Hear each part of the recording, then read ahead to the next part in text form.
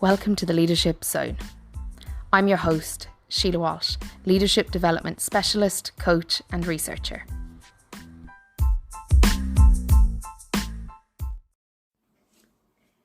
During one of the leadership book club discussions, we were speaking about the difference between empathy and compassion in leadership. And one of the first things I would say is that I'm not looking for empathetic leaders, because empathetic leaders don't necessarily have the capacity to maintain their empathy over long periods of time or be inclusive. Now, let me explain. Often when people are talking about empathy, what they're speaking about is the ability to understand what someone else is feeling by accessing your experiences of that feeling previously. And that's often recommended in lots of different helping professions. Leaders are often taught about empathy in programs. But research was done that suggested that what we call compassion fatigue is actually empathy fatigue. We get tired from accessing feelings that are dysregulating and upsetting too frequently. And leaders are no different. We don't want leaders going around feeling empathy in every setting. Now, that doesn't mean that I want or suggest cold leadership is helpful. The difference is I suggest compassionate leadership is more effective. What I mean by this is compassion is the ability to trust that people are experiencing what they say they're experiencing as they're experiencing it. It's the ability not to have to bring it into our own lens and access our own similar feelings, but instead the ability to appreciate that somebody is experiencing those feelings as they describe them in this setting, and for that to be valid enough for us to take into account and act upon. Why this matters in inclusion is often when we use empathy, we are going to reinforce the like me bias, the bias that says this experience was difficult for me, so therefore I can understand that that experience is difficult for you. Whereas if you haven't had the experience that somebody else has had, it means that you may find it harder to actually support them effectively. And leaders need to be able to support everybody, even those with different emotional experiences and reactions to their own. And that's why compassion is more effective than empathy, because what we call compassion fatigue is actually empathy fatigue.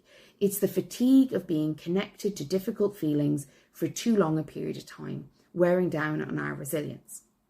Whereas what compassion lets us do is it lets us appreciate somebody else's experience as they described it and as they experience it, without us having to go into our own little box of feelings and experiences to validate and understand theirs. And in terms of inclusion, it makes us more inclusive because we can appreciate somebody's experience and emotions based on their experience and how they've described it, rather than filtering it through our own ideas of what's appropriate or inappropriate, or what would be hurtful or what wouldn't be hurtful, and therefore having to connect to it with them. Instead, we can connect with them and appreciate where they are at as they are describing it. And that's compassion. And that's why we need to develop more compassionate approaches to leadership rather than empathetic, because empathetic will at some point require our defenses to kick in and shut down, because it will be too much on the system if it's ongoing over a long period of time, or very frequently, or very difficult emotions being experienced. Whereas with compassion, we can maintain a connection to the person, appreciate their experience without necessarily plugging in our own experience to theirs to make sense of it. We just appreciate it as they describe it, rather than through our own lens and our own filter, therefore putting us under more emotional pressure and strain. So I don't want to see more empathetic leaders. I don't need more empathetic leaders in the world. What we need is more compassionate leaders. People who think about how other people are experiencing things through their lens and appreciate and validate it without necessarily having to have had that experience. And that's why compassionate leadership will result in more resilient leaders. It will result in more effective leadership and effective decisions, because you're no longer just using your own frame of reference to make decisions, but you're actually listening to other frames of reference. You're understanding the emotional experiences that others are having, even though it's not something you can connect to directly. And you're going to be able to process your emotion more effectively because you aren't entangling it with the experiences of others. You are able to maintain your own emotional regulation while also being an emotional support to others. So I would say let's not focus on empathetic leadership.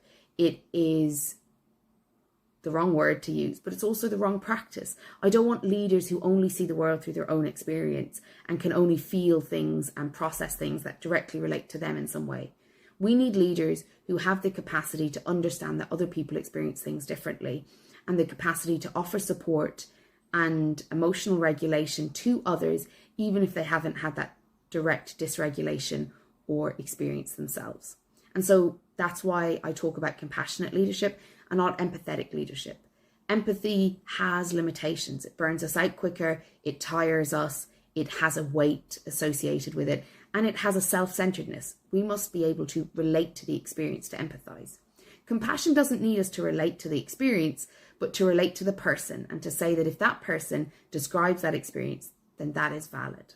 It also simply requires us to regulate ourselves while other people have difficult experiences, and that we can offer them support without also joining them in the emotional experience they're having. And so that's why I'm encouraging compassionate leadership over empathetic. If you would like to say anything or add any comments, I'd love to hear them. You can pop them in the comments below. You can also tag me in Sheila Walsh 1 on Instagram, Twitter or LinkedIn to have a conversation. But I focus on compassion in any helping profession or any leadership work that I do, because compassion doesn't wear us down the way that empathy does. And it also decenters us so that we can understand people's experience as they describe it, rather than centering our own experience to connect to it.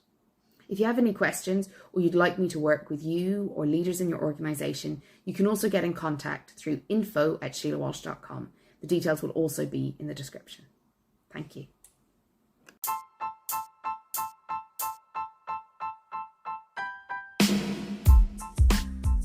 Thank you for listening to the Leadership Zone. We can continue this conversation over on Twitter, and my Twitter handle is @SheilaWalsh1, or at LinkedIn, you'll find me under Sheila Walsh.